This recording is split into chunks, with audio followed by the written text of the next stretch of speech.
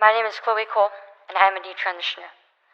Another way to put that would be, I used to believe that I was born in the wrong body, and the adults in my life whom I trusted affirmed my belief, and this caused me lifelong, irreversible harm. I speak to you today as a victim of one of the biggest medical scandals in the history of the United States of America. I speak to you in the hope that you will have the courage to bring the scandal to an end and ensure that other vulnerable teenagers, children, and young adults don't go through what I went through. At the age of 12, I began to experience what my medical team would later diagnose as gender dysphoria. I was well into an early puberty, and I was very uncomfortable with the changes that were happening to my body. I was intimidated by male attention, and when I told my parents that I felt like a boy, in retrospect, all I meant was that I hated puberty, that I wanted this newfound sexual attention to go away, that I looked up to my brothers a little bit more than I did to my sisters. I came out as transgender in a letter I sent on the dining room table. My parents were immediately concerned. They felt like they needed to get outside help from medical professionals, but this proved to be a mistake. It immediately set our entire family down a path of ideologically motivated deceit and coercion. The gender specialist I was taken to see told my parents that I needed to be put on puberty-blocking drugs right away. They asked my parents a simple question: would you rather have a dead daughter or a living transgender son? The choice was enough for my parents to let their guard down, and in retrospect, I can't blame them. This was the moment that we all became victims of so-called gender-affirming care. I was fast-tracked onto puberty blockers and then testosterone.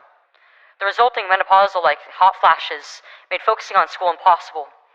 I still get joint pains and weird pops in my back, but they were far worse when I was on the blockers. A month later, when I was 13, I had my first testosterone injection. It's caused permanent changes to my body.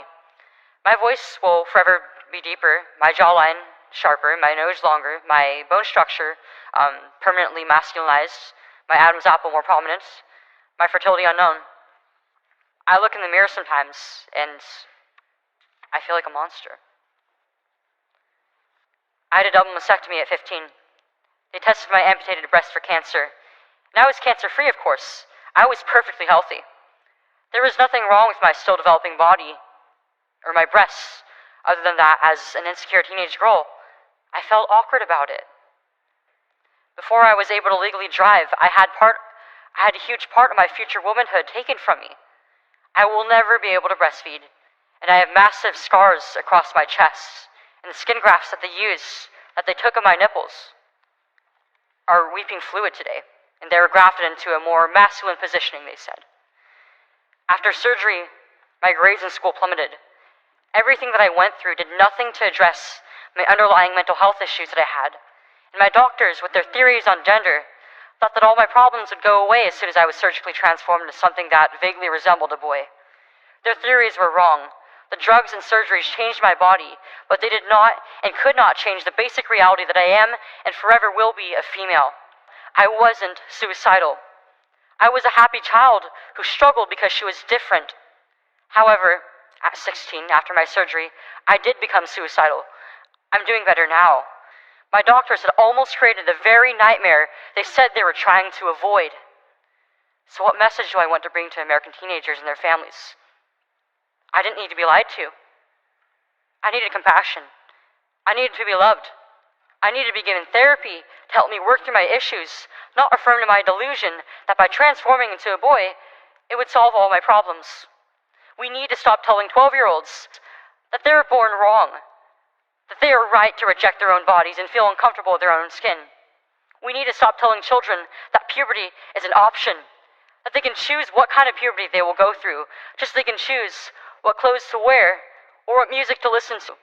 Puberty is a rite of passage to adulthood, not a disease to be mitigated. Today, I should be at home with my family celebrating my 19th birthday, and instead I'm making a desperate plea to my elected representatives. Learn the lessons from other medical scandals like the opioid crisis, to recognize that doctors are human too, and sometimes they are wrong. My childhood was ruined along with thousands of detransitioners that I know through our networks. This needs to stop. You alone can stop it.